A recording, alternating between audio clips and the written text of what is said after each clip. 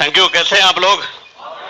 हम लोग super duper excited हैं आप आके। It's good. दोस्तों, मेरा नाम आशीष गर्ग है। बाई क्वालिफिकेशन मैं इंजीनियर हूं। हम लोग यहाँ पर आए हैं आपसे बहुत सारी बातें करने, लेकिन सबसे इंपॉर्टेंट बात हम आपसे करने आए हैं, हम आपको एक चीज देने आए हैं जिसको कहते हैं होप, उम्मीद। क्योंकि दोस्तों, ये जिंदगी बिना धन बिना समय के चलती है। आप जानते हैं ऐसे लोगों को जो बिना धन के जी लेते हैं? या अगर हम लोग अनफॉर्चुनेट इवेंट देखें लाइफ में, ऐसा नहीं होता कि मिसफॉर्च्यून्स केवल गरीब लोगों के साथ आते हैं। ओके, बहुत सारी ऐसे चैलेंजेस आते हैं जब बिना धन और बिना समय के सब कुछ हो जाता है, लेकिन बिना उम्मीदों के कुछ नहीं होता। We are going to talk you about the hope. Okay, हम लोग ऑर्डिनरी पर्सन हैं, वेरी ऑर्डिनरी, लेकिन हम लोग एक्स्ट्रा ऑर्डिनरी लाइफ बिताते हैं because of this business and Britt worldwide system. दोस्तों, अगर मैं बात करूं जिंदगी के बारे में कुछ, तो जिंदगी में एक बात तो सच है कि life is not a dress rehearsal. सही बात है। हालांकि शेक्सपियर कहते that whole of the life is a drama, but it's not like this. यहां पे ड्रेस रिहर्सल नहीं होता। एक बार हम लोग गुजर गए जिस रास्ते से, उससे दोबारा नहीं जा सकते। तो what we have to do, we have to perform the best, the best. Okay, इतनी छोटी होती है लाइफ, टू शॉर्ट, इसको क्षण भंगुर और छोटा नहीं कर सकता है। Okay, we have to live the best. हम लोग यहां पर आपसे जिंदगी के बारे में कुछ बातें करने आए हैं। हम लोग दोस्तों रहते हैं एक ही आसमान के तले, सही बात है ना, लेकिन हमारा दायरा सक्सेस का अलग अलग होता है। और जब हम लोग इस बिजनेस की बात करते हैं ना, it's all together a different business. यहां पर डिफरेंट तरह के लोग मिलेंगे, लेकिन एक बात सच है सब लोगों के साथ। वो बात यह है कि जिस पर जमाना हंसा है उसने इतिहास रचा है। You know about it. ऐसा ही होगा कुछ आप लोगों के साथ। मेरा जो जन्म है गाजियाबाद के पास एक छोटा सा गांव है मुरादनगर, वहां पे हुआ है। मेरे फादर टीचिंग बैकग्राउंड से हैं। यहां पर कुछ लोग हैं जो टीचर्स हैं। जब सरकारी टीचर होते हैं ना तो बहुत पैसा नहीं होता। हमारी लाइफ में money was very small. Okay, संघर्ष बहुत थे।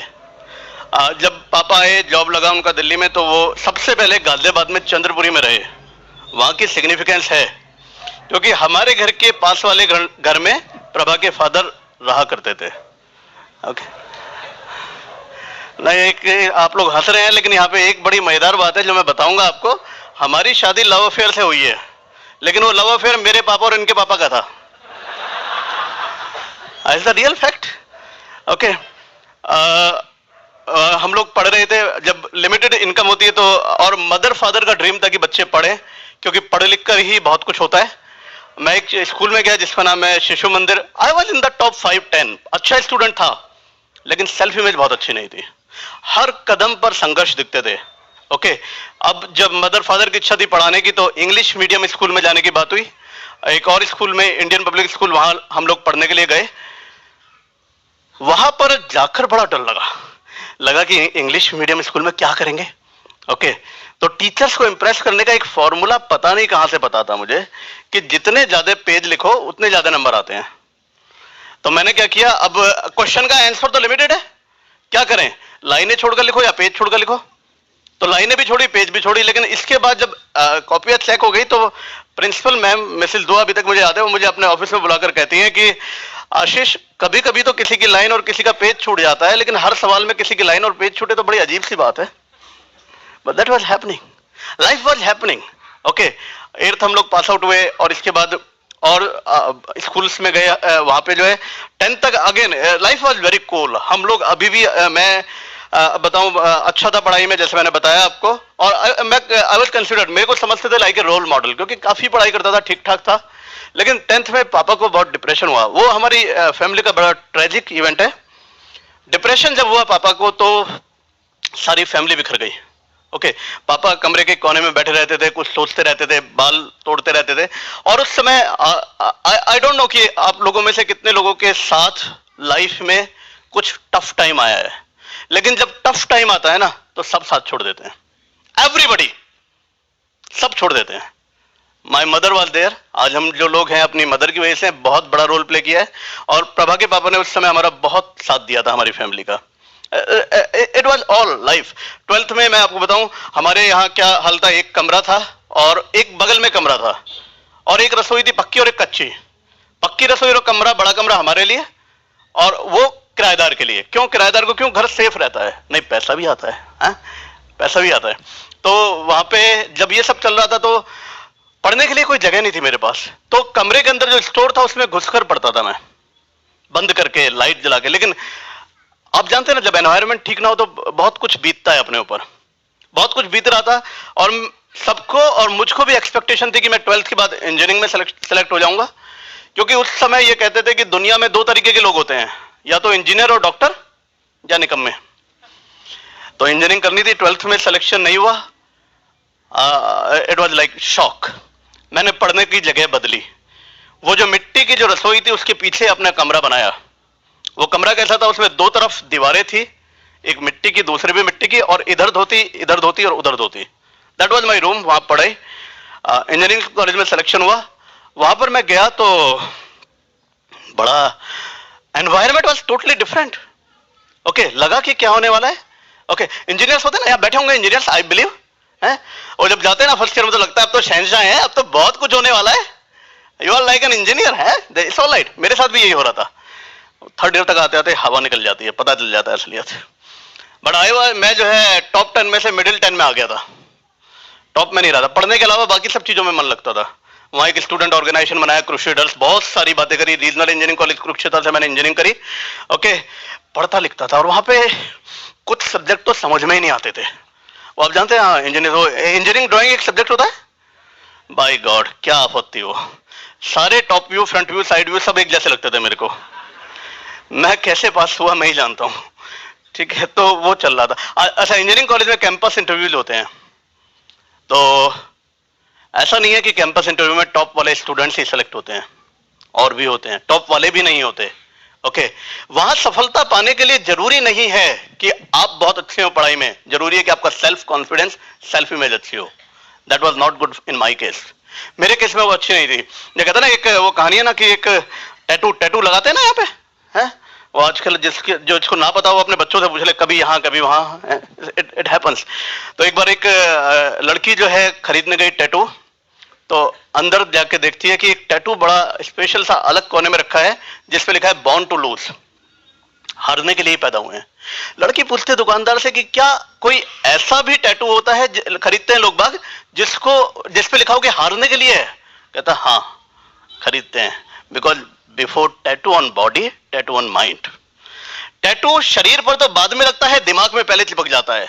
ये जो हार होती है ना, आप लोग देखते हैं बिजनेस में बहुत सारे लोगों को ज्वाइन नहीं करा पाते, हम लोग अक्सर पहले हार जाते हैं।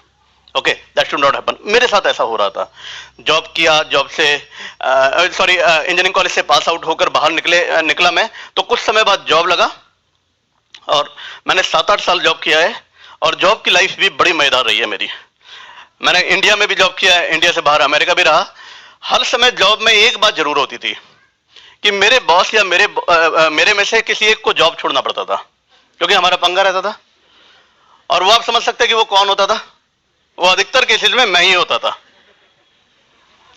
लाइफ ऐसे बीत रही थी, है ना। मेरी रिलेशनशिप मेरी वाइफ के साथ उस बात पर डिपेंड करती थी कि मेरे बॉस की उसकी वाइफ के साथ कैसी रिलेशनशिप चल रही है आजकल। दैट वाज एक्चुअली, क्या बताऊं ना, जैसे वो एक कहानी है ना मुझे याद आती है जॉब पर, कि एक बार क्या हुआ कि एक आदमी जो है घोड़े पर जा रहा था, चल रहा था, अपने गांव की तरफ जा रहा था। तो एक बार दोराहा बना है ना, एक तरफ रास्ता इधर और एक रास्ता इधर जा रहा है, और वहीं दोराहे पर लोग बाग खड़े होते हैं जिन्हें लिफ्ट चाहिए होती है। तो वहां पे खड़ा था एक आदमी लिफ्ट के लिए घोड़े पे। तो वो घोड़ा जो है जिधर को गया, वो रास्ता जा रहा था शामपुर को, और घोड़े को जाना था रामपुर को, जो सवार था। तो कहता भाई साहब ये आप शामपुर क्यों जा रहे हो, आप तो रामपुर के रहने वाले हो? कहता हाँ यार मुझे पता है, पर इस घोड़े से कौन बहस करे। इट हैपेंस समटाइम्स, हमको पता ही नहीं होता कि हम लोग क्या कर रहे हैं। मुझे पता नहीं मैं इंजीनियर क्यों बना, सच में नहीं पता। मुझे पता नहीं मैंने जॉब क्यों किया, क्योंकि job life was really really very tough for me. Okay, लेकिन इसी समय बहुत कुछ चल रहा था। इंजीनियरिंग कॉलेज में प्रभा के पापा आए थे वहां पे कुरुक्षेत्र घूमने। एक्चुअली कुरुक्षेत्र घूमने नहीं, देखने आए थे कि मैं ठीक ठाक हूं या कुछ गड़बड़ घोटाला है। वहां से आके जब मैं पास हुआ तो पास होकर आया, जॉब लगा, तो सबसे पहले उनका काम था कि हमारी शादी तय करा दें। तो उसके लिए घर आए और घर आके मेरी मम्मी ने कमरे में कहा कि वो तुम्हारी शादी तय करनी है, कर दें। मैंने कहा कम से कम ये बताने की फॉर्मेलिटी तो कर लो कि लड़की कौन है, मिलाना दिखाना तो दूर की बात है। उन्होंने कहा नहीं तुम देख लो, प्रभा है, वो पसंद है तुम्हें। मैंने कहा पसंद तो तब हो जब मैं मिलाऊं कभी, चलो खैर आपने तय कर दिया तो ठीक है। तो इन्होंने ये इस तरह हमारी शादी तय हुई। और इसके बाद हमारे यहाँ शादी में ऐसा होता ना कि जैसे लड़के लड़कियां मिलते हैं, हमारी शादी 1 साल रुकी शादी के बाद। तो प्रभा के पेरेंट्स का ज्यादा बड़ा रोल था कि वो चाहते थे कि हम लोग मिलें। मेरे मम्मी पापा कहते थे कि भाई थोड़ा दूर रहना चाहिए, मिलना नहीं चाहिए, ऐसा ठीक नहीं होता है। ये कहते हैं मिलो बेटा, एक दूसरे को जानो तो अच्छा लगेगा। तो दैट वाज, तो मिले। तो मैंने कहा ये तो बड़ी अच्छी बात है, बातचीत करी बड़ी अच्छी। मैंने कहा ये तो बड़ी सुंदर है, कहीं ऐसा ना हो मना कर दें थोड़े समय बाद। तो मैंने कहा मम्मी जरा जल्दी शादी करा दो। तो ये था। लेकिन मैं एक बात जानता हूं, मैं हमारी शादी को तकरीबन 13-14 साल हो चुके हैं। एक बात मैं जानता हूं, हस्बैंड्स के लिए एक बहुत बढ़िया बात है, एंड आई बिलीव कि सारे हस्बैंड इस बात से एग्री होंगे कि हस्बैंड बहुत सारी बातें बोलते हैं, लेकिन वो सही केवल तभी होते हैं जब वो ये मान ले कि वो गलत बोल रहे हैं। यू नो, हमारे बिजनेस में प्रभा ने बहुत बड़ा रोल प्ले किया है। हमारे घर की टेक केयर करती हैं, हमारे बच्चों की। She is like a role model for many persons. और मैं इनवाइट करना चाहूंगा डायमंड लेडी प्रभा को, बताएंगे आपके बारे में कुछ। Thank you. मेरा नाम प्रभा है और मैं अपने बारे में बताने से पहले सबसे पहले थैंक्स करना चाहूंगी गॉड का, जिसकी वजह से आज हम सब लोग यहाँ पर हैं। और उसके बाद मैं थैंक्स करना चाहूंगी अपने पेरेंट्स का, जिन्होंने इतने अच्छे वैल्यूज और इतने अच्छे संस्कार हम लोगों को दिए। और उसके बाद मैं थैंक्स करना चाहूंगी एमवे कॉरपोरेशन का, जिन्होंने इतनी अच्छी अपॉर्चुनिटी हमें दी। और उसके बाद मैं थैंक्स करना चाहूंगी ब्रिट वर्ल्डवाइड का, जिसकी वजह से हमें इतने अच्छे बिजनेस को बिल्डअप करने का एक मौका मिला। और उसके बाद मैं थैंक्स करना चाहूंगी अपने अपलाइन डायमंड का, अनुराग एंड निधि अग्रवाल का, जिनकी वजह से आज हम लोग बिजनेस में आए। और जैसे कि आशीष और अनुराग भैया दोनों कजन हैं। और इसके बाद मैं थैंक्स करना चाहूंगी अपने double diamond Lou Regan and darling Regan का। यह मैं भी आपको अपने बारे में बताऊंगी और शायद मेरी स्टोरी से हो सकता है कि कोई भी रिलेट करे। अगर मेरी स्टोरी से कोई भी रिलेट करता है और उसकी जिंदगी में चेंज आता है और वो एमराल्ड और डायमंड जाता है, तो मुझे ऐसा लगेगा कि हमारा यहाँ आना सफल हो गया। मेरा नाम प्रभा है और मैं भी गाजियाबाद से बिलोंग करती हूँ। और जैसे कि भी आशीष ने बताया कि मेरे पापा दिल्ली स्कूल में प्रिंसिपल, और हम लोग 4 सिस्टर और एक ब्रदर। और मैंने देखा कि स्टार्टिंग से ही मैं अपने पापा को बहुत स्ट्रगल करते हुए देखा, क्योंकि मेरे दादाजी की डेथ बहुत जल्दी हो गई थी। तो वो खुद ही इंडिपेंडेंट, दादी ने मेरी पढ़ाई की और फिर वो उन्होंने जॉब की दादी ने, और फिर दादी ने बच्चों को पढ़ाया। तो शुरू से उन्होंने संघर्ष देखे काफी। तो उनके सिर्फ यही था उनके दिमाग में कि मैं अपने बच्चों को अच्छी तरह से एजुकेशन दूं, कि मेरे बच्चे जो हैं वो इंडिपेंडेंट बने। और वो दिल्ली स्कूल में प्रिंसिपल थे और बहुत स्ट्रिक्ट प्रिंसिपल, उनके नाम से स्कूल जाना जाता था। और वही जो स्ट्रिक्ट था, वही हम सब लोगों की वही एटमॉस्फेयर हमारे घर में भी था। और बड़ा डिसिप्लिन के साथ हम लोगों का सब काम होता था कि सुबह 7 बजे मॉर्निंग ब्रेकफास्ट, तो ब्रेकफास्ट, और बड़ा सिस्टमेटिकली काम होता था। और मैंने बताया अपने, मेरी जो एजुकेशन है वो पोस्ट ग्रेजुएट है। और मेरा कोई मन जो था वो पढ़ाई लिखाई में बहुत ज़्यादा नहीं था। एक जैसे जिसको कहते हैं मीडियम स्टूडेंट, एक मीडियम स्टूडेंट थे। लेकिन और बहुत सारी एक्टिविटी में था मन, कि डांस कंपटीशन में बहुत, स्कूल में हर डांस कंपटीशन में पार्टिसिपेट करना, और बहुत सारी चीजें में, कोई भी स्कूल में कोई प्ले हो रहा है तो उसमें पार्टिसिपेट करना। तो इस तरह से जैसे भी आशीष ने बताया कि दोनों फ्रेंड, पापा, मेरे फादर इन लॉ और फादर, तो उन लोगों को लगता था कि हम अपने बच्चों की शादी करें। और वो बहुत टाइम से सोच रहे थे, और वो जैसी इंजीनियरिंग कर आए, इनकी जॉब भी नहीं लगी थी कि उन्होंने हमारी शादी जो था वो फिक्स कर दी। और उसके बाद उन्होंने 1 साल शादी रोकी कि ताकि लड़का पहले सेटल हो जाए। और लेकिन इस टाइम में पहले उनका लव अफेयर था, बाद में हमारा लव अफेयर था। और फिर हम लोग, आशीष चाहते थे कि वो उनकी शादी जो है बहुत जल्दी हो जाए। तो ये मुझसे बोलते थे कि अपने पापा से बोलो कि जल्दी शादी कराओ, और मैं बोलती थी कि मैं अपने पापा से कैसे बोलूं कि मेरी शादी जल्दी कराओ। तो इस तरह से हमारी शादी हुई, और शादी जैसी हुई हमारी बहुत ड्रीम थे। तो जैसे ही हम लोग हनीमून पे ही गए थे तो वहीं पर आशीष का सिलेक्शन हो गया एमबीए में, आईएमटी गाजियाबाद। तो वहां से जैसे ही हम लोग आए तो आते ही जो हमारा लाइफ स्टाइल था वो कुछ ऐसा था कि सुबह 7 बजे इनका नेहरू पैलेस पे जॉब था, तो सुबह सुबह जाते थे, 6:30 बजे बस होती थी और वहां से आते थे, और उसके बाद आते ही एमबीए की क्लास में चले जाते थे, क्योंकि वहां पर विजिटिंग फैकल्टी में ज्वाइन किया था। और ये ऐसा हमारा रूटीन चल रहा था, और रात को 9, साढ़े 9, 10 बजे घर आते थे।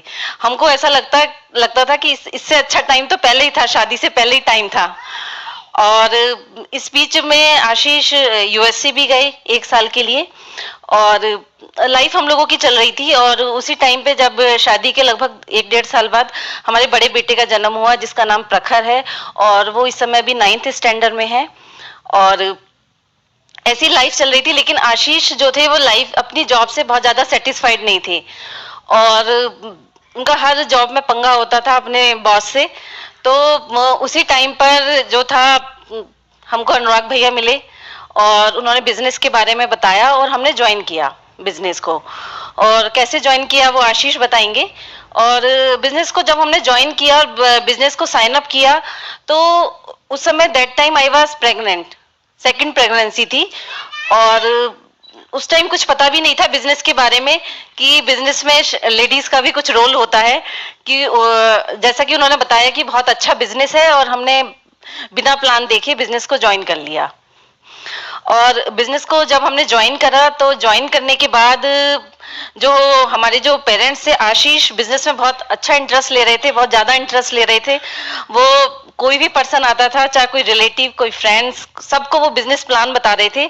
और उधर जो हमारे पेरेंट्स थे दोनों के, वो दोनों ही बहुत नेगेटिव थे, और वो दोनों आपस में फ्रेंड्स भी थे, तो वो दोनों भी आपस में डिस्कस करते रहते थे।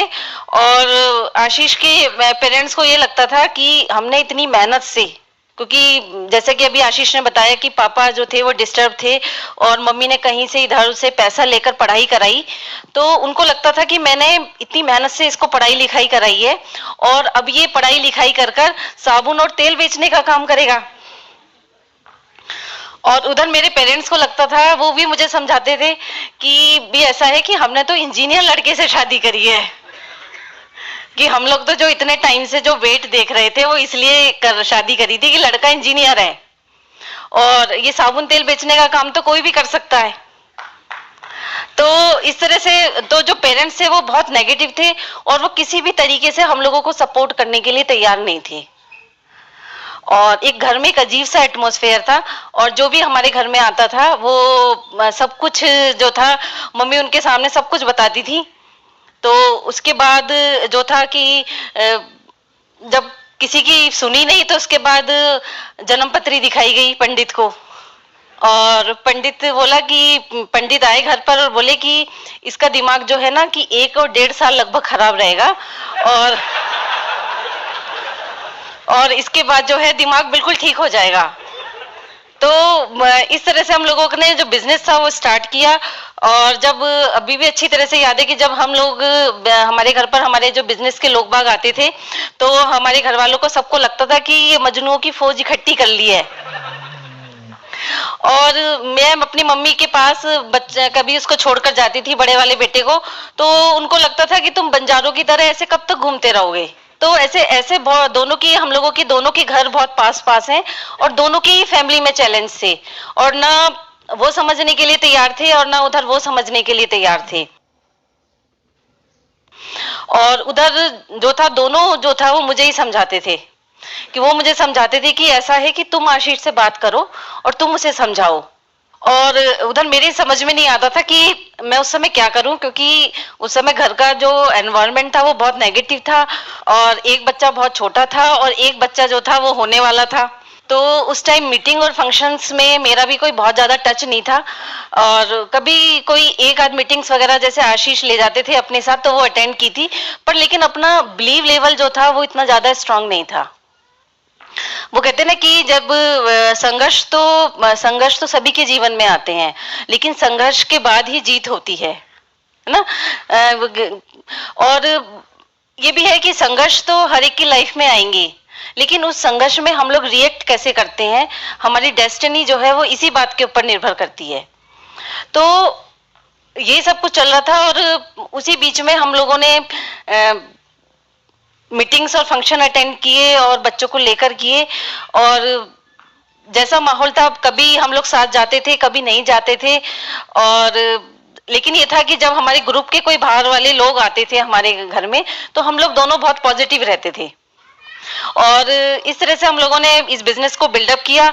और जिस महीने हम लोगों का छोटा वाला बेटा हुआ था उस महीने हम लोगों ने सिल्वर लेवल अचीव किया। और जब सिल्वर लेवल अचीव किया तो उस समय ग्रुप तो बढ़ गया था हमारा, और लेकिन हमारी रेस्पॉन्सिबिलिटी भी बहुत बढ़ गई थी और घर वाले बहुत नेगेटिव थे। तो पहले तो एक ही बच्चा था संभालने के लिए और अब 2 बच्चे थे।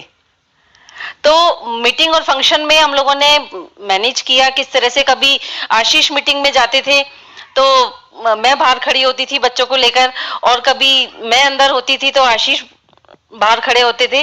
तो इस तरह से हम लोगों ने बिजनेस को जो है वो बिल्डअप किया छोटे बच्चों के साथ। और जब हमने बिजनेस स्टार्ट करा था तो जो हम जिन ग्रुप्स के साथ काम कर रहे थे और जो हमारे अपलाइन थे वो सब लोग जो था वो अनमैरिड थे, सब लोग जो था वो बैचलर थे। तो हमारे घर वालों को लगता था कि ये लोग भी तो अकेले बिजनेस कर रहे हैं तो तुम भी अकेले ही बिजनेस करो, तुझे अगर बिजनेस करना ही है तो तुम अकेले बिजनेस करो। तो इस टाइप से हम लोगों के घर में काफी चैलेंज थे, और हम लोगों ने बिजनेस जो था वो धीरे धीरे बिल्डअप करना शुरू किया। धीरे धीरे जब मीटिंग और फंक्शन में मैं गई तो मुझको भी समझ में आया बिजनेस की पावर क्या है। और उस टाइम मैं मीटिंग और फंक्शन में तो जाती थी लेकिन उस समय बिजनेस को बिल्डअप करने का डिसीजन नहीं लिया था। बस जैसे लेडीज, कई बार बहुत सी लेडीज होती हैं कि हस्बैंड उनको फोर्स करते हैं कि आप मीटिंग्स में जाइए, आप फंक्शन में जाइए। तो उसी तरह से मैं भी मीटिंग्स और फंक्शन में जो था हम लोग चले जाते थे। तो इस बिजनेस को जो था वो धीरे धीरे बिल्डअप हुआ, और बिल्डअप होने के बाद हम लोगों ने जस्ट उसके 3 मंथ बाद ही हम लोगों ने गोल्ड पिन लिया, और उसके बाद प्लेटिनम, फिर रूबी, फिर सफायर और फिर एमरल्ड। और एमरल्ड तक आते आते जो था, जो हमारी जो लाइफ थी वो बिल्कुल चेंज हो गई, और खूब पैसा भी आने लगा। और दूसरा ये कि हमारा भी जो पहले जो हम थे वो हम नहीं रहे, हम भी चेंज हो गए धीरे धीरे। तो सब कुछ पॉजिटिव हो गया। घर में हमारे पेरेंट्स जो थे वो भी बहुत पॉजिटिव हो गए, और कहाँ कभी वो जब पहले बच्चों को थोड़ी सी देर के लिए भी नहीं रखते थे, और अब वो ही पेरेंट्स बोलते हैं कि आप बच्चों को अपने साथ ले जाके क्या करोगे, तुम भी परेशान होंगे और ये बच्चे भी परेशान होंगे। तो और आज भी मुझे अच्छी तरह से याद है कि जब हम लोग मीटिंग और फंक्शन में जाते थे तो बच्चे, जो छोटा वाला बेटा वरुण है, वो उस समय बहुत रोता था। उसको कई बार हम लोग छोड़कर भी जाते थे बहुत स्थिति में, लेकिन आज उसको याद भी नहीं है कि अब वो बड़ा हो गया है, और उसको याद भी नहीं है कि कभी मैं ऐसे रोया करता था कभी। और क्योंकि आज जो है इस बिजनेस के थ्रू उसके पास सब कुछ है। वो दिल्ली स्कूल में, बहुत अच्छे स्कूल में पढ़ते हैं, और दोनों के पास अपने अपने बहुत सारे, जितने भी जो बच्चे चाहते हैं उनकी लाइफ में होना चाहिए, वो सब कुछ है उनके पास। और इसी बिजनेस के थ्रू हम लोगों ने बहुत सारी फॉरेन ट्रिप्स की और बहुत इस बिजनेस में एंजॉय किया। और कभी भी बच्चों की प्रॉब्लम हमारे सामने बहुत आई, लेकिन इस बिजनेस में हम लोगों ने बच्चों को कभी भी बिजनेस ना करने का रीजन नहीं बनाया, उनको हम लोगों ने बिजनेस करने का रीजन बनाया। और मुझे अच्छी तरह से याद है कि मेरे रिलेटिव्स भी हैं और घर में भी, कि जिन लोगों को बच्चों की वजह से जॉब अपनी छोड़नी पड़ी, लेकिन आज अगर हम लोग खड़े हुए हैं और हम लोग देखते हैं तो हम देखते हैं कि आज बच्चे भी बड़े हो गए हैं और बिजनेस भी बहुत बड़ा हो गया है। तो ये बिजनेस जो था धीरे धीरे बढ़ने लगा। और फॉरेन ट्रिप्स में जब हम लोग गए तो बहुत सारे रिलेटिव ने तो सिर्फ इसीलिए ज्वाइन कर लिया बिजनेस कि इस बिजनेस में खूब घूमने को मिलता है। जो कभी पहले बोलते थे कि आप इधर से उधर कहाँ घूमते रहते हो, और उन्होंने इसलिए बिजनेस ज्वाइन किया। तो इस तरह से हम लोगों की जो शुरुआत थी बिजनेस की, और जो हमारे बिजनेस के स्ट्रगल थे वो इस तरीके से थे। और फिर धीरे धीरे बहुत सारी फॉरेन ट्रिप्स की, इधर उधर गए, और अभी पिछले साल ही फुकेट, उससे पहले चाइना, और अब जो है सभी लोग मेरे ख्याल से तैयार हैं स्विट्जरलैंड जाने के लिए। कितने लोग हैं जो स्विट्जरलैंड जा रहे हैं? कभी हम लोगों ने सोचा भी नहीं था कि एमवे जो है वो एएलएस ट्रिप पर स्विट्जरलैंड लेकर जाएगी। हमको तो लगता था कि डायमंड जब हो जाते हैं तभी जो है वो यूएसए या स्विट्जरलैंड वगैरह आप जा सकते हो। तो ये था इस बिजनेस को हम लोगों ने जो बिल्डअप किया है इस बिजनेस को। और मैंने आपको अपने बारे में बताया, और अब आशीष बताएंगे कि उन्होंने बिजनेस को कैसे बिल्डअप किया। And I will invite here Ashish. Okay, बहुत कुछ चल रहा था लाइफ के अंदर, बहुत सारे चैलेंजेस, लेकिन सबसे बढ़िया चल रहा था मेरा जॉब। 7 साल 17 जॉब, आई बिलीव कि बहुत। तो घर वाले कहते थे कि भाई किसी जॉब में कुछ समय तो टिक लो। बायोडाटा में भी मैं सोचता था कि किस जॉब को मेंशन करूं और किसको ना, क्योंकि इंटरव्यू लेने वाला भी पूछता था कि कितने साल नहीं, कितने महीने नहीं, कितने दिन कहां कहां जॉब किया ये बता दो। That was the trouble. मेरी स्थिति पता है क्या किस तरह की थी? जैसे एक मुझे याद है, एक बार क्या हुआ कि एक कंपनी की एजीएम होती ना, एनुअल जनरल मीटिंग वो थी। तो जीएम जो था मार्केटिंग वाला, उसको अपनी रिपोर्ट प्रेजेंट करनी थी। उसने डाटा देखा, डाटा वाज वेरी बैड, खराब डाटा था, डाटा डाउन थे, सेल्स डाउन थी। तो क्या करेगा जनरल मैनेजर? उसने अपने मैनेजर्स को बुलाया, आ जाओ भाई, क्या करते हो, ये क्या है? सिर्फ अपने टूर बिल बनाते हो, सेल्स सारी डाउन है, सबको निकाल दूंगा। सेल्स मैनेजर के पास भी तो है ना सेल्स एग्जीक्यूटिव। बुलाया, आ जाओ भाई आ जाओ, क्या करते हो, क्या है इस महीने की प्लानिंग, क्या किया है तुमने, कुछ करा है नहीं करा, कुछ नहीं किया, सबको निकाल दूंगा। सेल्स एग्जीक्यूटिव क्या करे, और रिसेप्शनिस्ट को बुलाते हैं, हाँ भाई आ जाओ, फोन पे कहां कहां बातें करती रहती हो, कुछ और काम है नहीं, लेटर डिक्टेट नहीं किया, मैंने इतनी कॉल करने, कुछ नहीं, निकाल देंगे तुम्हें। अब वो क्या करे बेचारी? उसने बुलाया बाहर खड़े हुए चौकीदार को, आ जा भाई रामू, क्या करता है, हैं? बस पान बीड़ी गुटखा इधर उधर घूमना, कुछ काम होता नहीं तेरे को निकाल देंगे। रामू क्या करे? रामू को दिखाई दी एक बिल्ली जाती हुई, उसने लगाई एक लात बिल्ली के, सब तेरी वजह से हुआ है, तू घूमती फिरती रहती है यहाँ। What is the moral of the story? कि अगर वो जनरल मैनेजर उस बिल्ली को डायरेक्टली लात मार देता तो इतने सारे लोग बीच में परेशान ना होते। मेरे को चैलेंज ये था कि मैं बिल्ली ना बन जाऊं कहीं। End of the day job कर रहा था, छोड़ रहा था, कर रहा था, छोड़ रहा था। इसी समय दिल्ली में एक जगह है आईटीओ, दिल्ली गए हैं कुछ लोग? आईटीओ है, आईटीओ में वो विकास मीनार, वहां मैं उतरा, वहां पे अनुराग उतरे एक बस से, एक से मैं उतरा, और अमरीश भी साथ में थे, उनके दोस्त। तो मामी जी जो अनुराग की मदर है, वो कहती थी भाई, एक्चुअली अनुराग उस समय एमवे को देखने के अलावा, 98 से पहले की बात है, वो एक काम और करते थे जिसको कहते हैं लव अफेयर। वो हमारे यहाँ बड़ा अजीब सी चीज समझी जाती है। तो मामी जी कहते थे भाई ये लड़का तो बिगड़ रहा है और देखो तुम। ठीक है, मैंने कहा ठीक है। मैंने कहा अनुराग क्या करते रहते हो तुम? कहते भैया शाम को बताऊंगा। वो शाम को बताया, वो तो कर ही रहा था, मैं भी करने लगा। तो परिवार वाले कहते हैं पहले तो एक बिगड़ा था, अब दोनों ही हाथ से गए। तो बिजनेस में शुरुआत में मैं सही बताऊं तो बहुत ज्यादा बिलीफ वास्तव में नहीं था। मनी बैक गारंटी है, कोई बहुत पैसा नहीं लग रहा, पैसा ले लेंगे, बैठेंगे आराम से, कोई दिक्कत नहीं है। लेकिन एक मीटिंग देखी,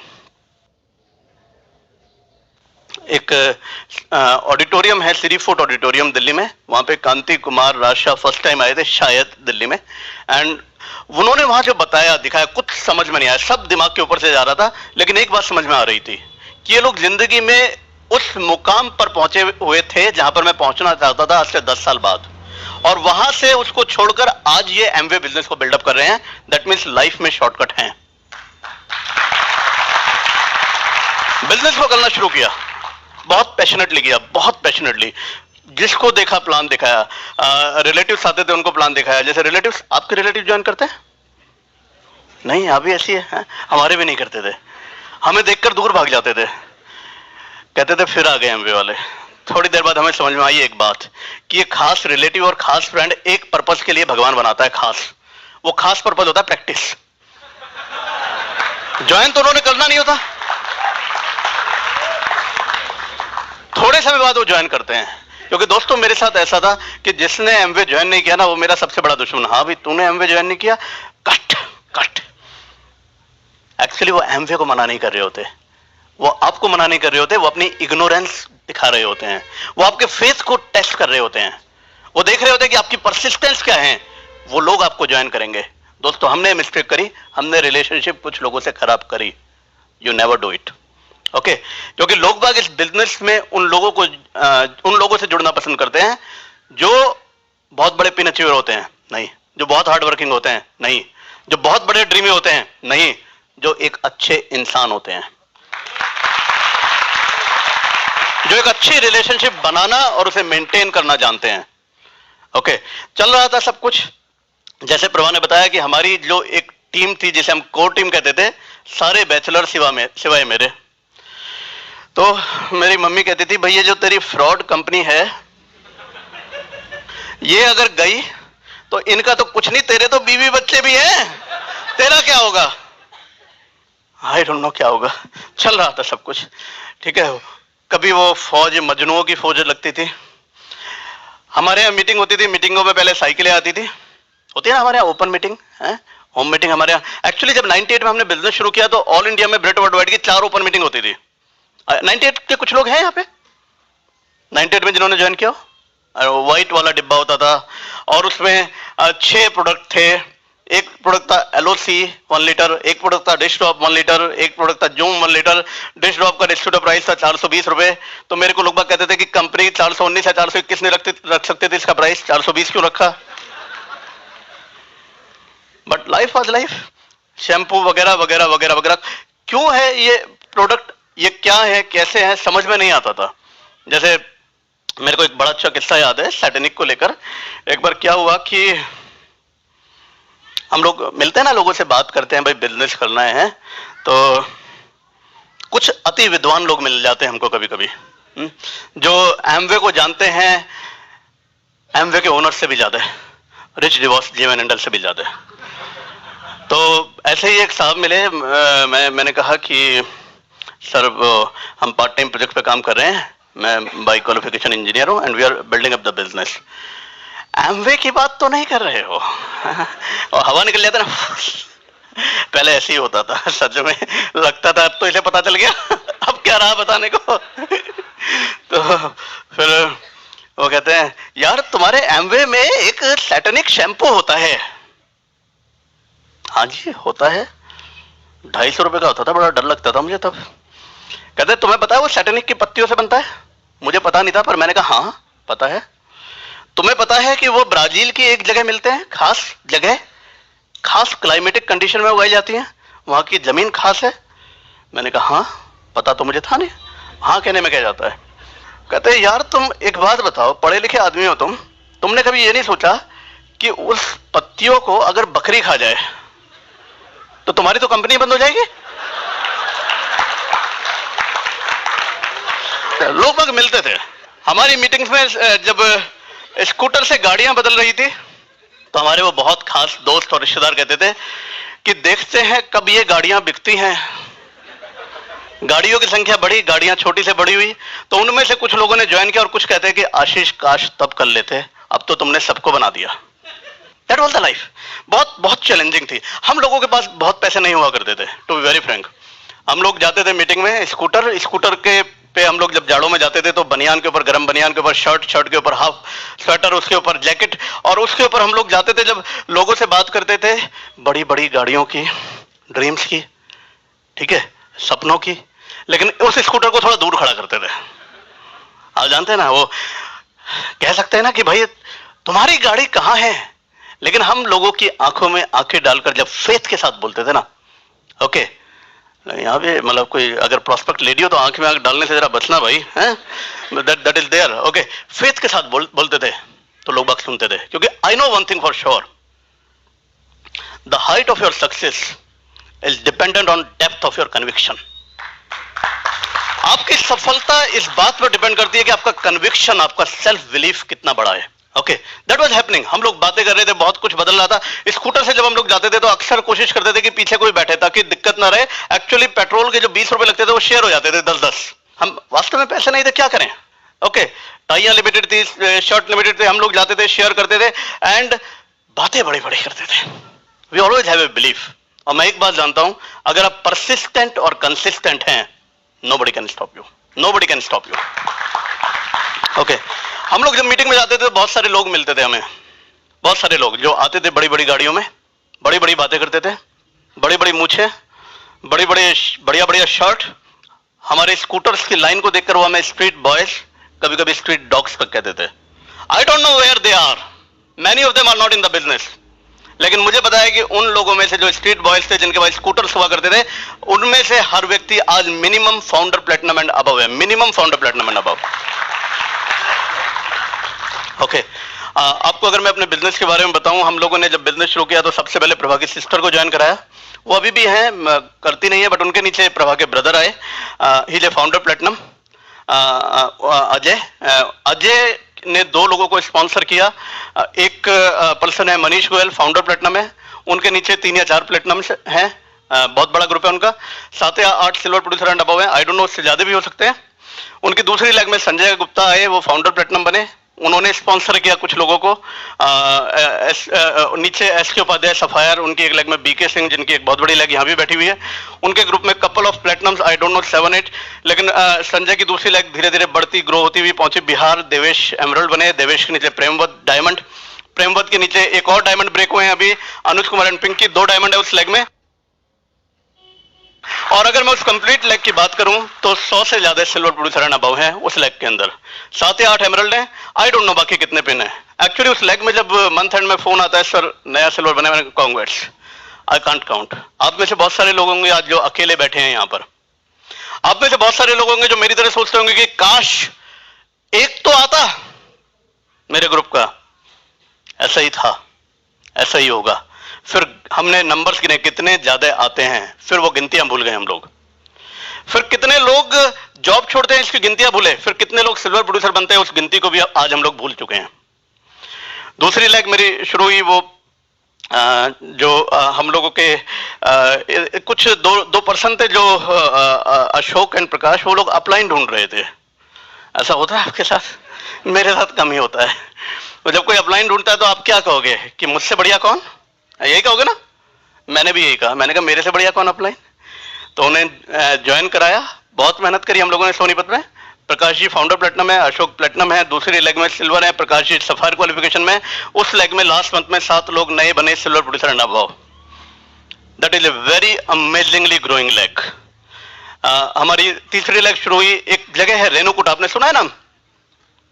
हिंडाल्को कंपनी है वहां पर। बहुत पहले हमने बिजनेस डाला वहां पे, एक छोटी सी टाउनशिप है, उसी टाउनशिप में सब कुछ होता है, सब कुछ चलता रहता है, पता नहीं क्या अप एंड डाउन बहुत ज्यादा थे। लेकिन जैसे ही एमश्योर आया, मिरेकल्स हो गए वहां पर। राजेश कुमार कुशवाहा जो वहां पे थे, LIC में कर रहे थे काम, LIC में किसी लेवल पर थे, उन्हें लगा कि इस बिजनेस के जरिए तो मैं बहुत बड़ी टीम खड़ी कर सकता हूं। उन्होंने बिजनेस बिल्डअप किया, 1 साल मेहनत करी, second year now is a platinum, उनके नीचे 3 या 4 सिल्वर्स हैं, and he is going in the directly in the emerald qualification. Okay, it's a huge business. और भी बहुत सारा बिजनेस हमारा खड़ा हुआ है। जैसे मैं दिल्ली में जब हमारे मीटिंग होती है, फिक्की में हुआ करती थी, आप लोगों ने शायद कुछ लोगों ने करी हो वहां पे। तो एक बार मीटिंग के बाहर, बहुत पहले की बात है, मैं खड़ा हुआ था तो एक नॉर्थ ईस्ट के लोगों से मिले वहां पे। एक नॉर्थ ईस्ट का लड़का जिसकी जो हिंदी थी मुझे समझ में नहीं आती थी, मेरी हिंदी और अंग्रेजी उसकी समझ में नहीं आती थी, और जो वो बोलता था इम्फाली लैंग्वेज, वो तो कतई समझ में नहीं आती थी। ये क्या चल रहा है? मैंने कहा you want to know? Yes. तो 2 दिन हमें एक दूसरे की भाषा समझने में लगे। 2 दिन हमने बात करी, then he says yes I want to join. मैं कहा ओके। तो दिल्ली ADC, गाजियाबाद में तब ADC नहीं थी, दिल्ली पहुंचे तो वहां पे okay 40-200 bring me the money, I bought the voucher for you. He bring out the money and then put the money inside. No I don't want to join. मैं कहा व्हाट इज दिस यार? Then I started, मैं भी बहुत परेशान था। वो जिसे समझाना पड़े 2 दिन तक एक लाइन, आप समझ सकते हो कि हालत क्या होगी। मैंने कहा ठीक है, okay, don't want to join, don't join. Then मैं यहां से वहां तक चला, okay Ashish I want to join.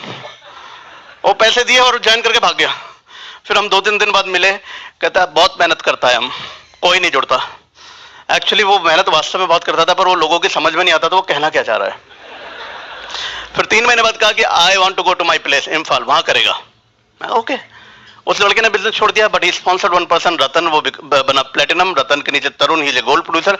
उनके नीचे हमारा बिजनेस कोहिमा में गया, जहां कोहिमा में हमारे बिजनेस में फाउंडर प्लेटिनम है, आंटी वीसा। उनके नीचे रूबी डायरेक्टर आई, जिनका नाम है कीकॉन एंड मिस्टर एंड मिसेज कीकॉन, and there is a couple of silvers. वहां पे बिजनेस बहुत तेजी से बढ़ रहा है, लेकिन हम लोग बहुत कुछ नहीं करते हैं। ये वही बात है, आप बीज कहीं डालते हो, आपको रिवॉर्ड कहीं और मिलते हैं। आप बिजनेस को बिल्डअप आज यहां पर कर रहे हैं, आपका बिजनेस कहां जाएगा नहीं पता। Things are happening big time. अपने लाइफ में, जॉब लाइफ में मैं अपने बॉसेस से बहुत दुखी था, बहुत ज्यादा। तो सबसे बढ़िया तरीका क्या है कि स्पॉन्सर कर दो उन्हें। तो मैं अपनी लास्ट कंपनी में जब गया अंदर, तो मैं किसी से बात करने गया था, मैं जो संजय मिगलानी जो मेरे सीनियर थे, उनसे बात करने नहीं गया था। वो कहते आशीष क्या कर रहा है भैया आजकल? मैंने कहा सर बिजनेस कर रहा हूँ।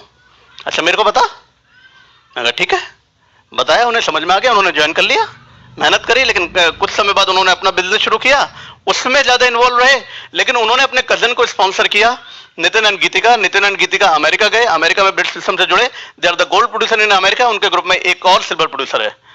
संजय मिगलानी ने कुछ और लोगों को स्पॉन्सर किया, उनमें से एक पर्सन मुंबई गया जिसका नाम है Pankaj and Khushi Patel, they become the silver last month. So that's there.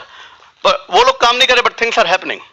MP में हमारा बहुत बड़ा बिजनेस है। हमारे एक लेग जो पहले कभी गोल्ड प्रोड्यूसर थी, उसमें अप्स एंड डाउन्स आए, जो लोग थे गोल्ड प्रोड्यूसर वो बिजनेस से बाहर गए, लेकिन बिजनेस पे हमने कंसिस्टेंटली वर्क किया। नीचे एक कपल निकल के आया जिसका नाम है Vinod and Rachana Tiwari, they belongs to Gwalior. बहुत मेहनत करी, वो लोग सिल्वर ब्रेक हुए in the month of August and they are in the gold qualification right now. Things are happening big time. Okay, कहां क्या क्या हो रहा है बिजनेस के अंदर पता नहीं चलता है।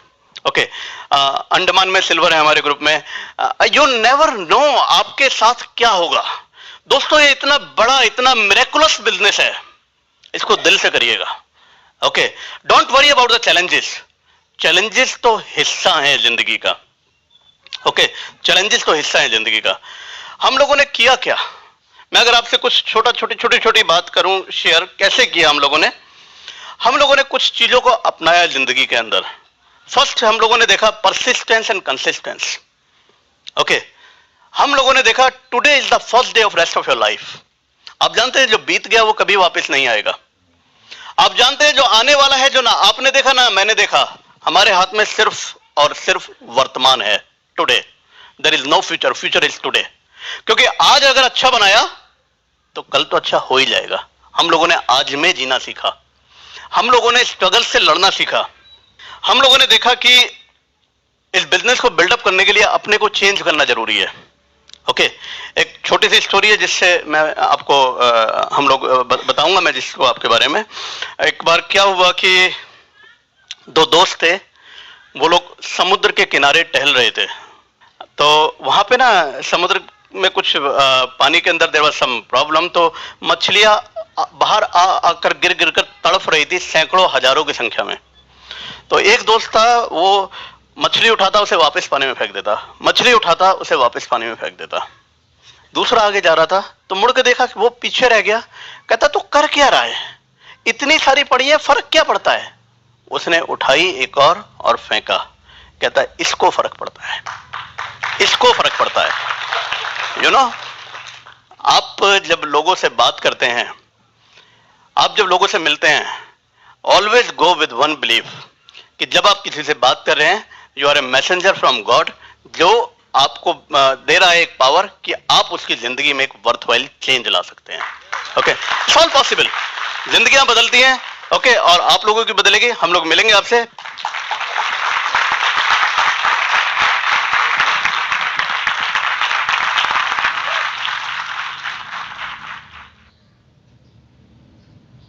While the techniques and approaches suggested in this presentation have worked for others, no one can guarantee that they will work for you.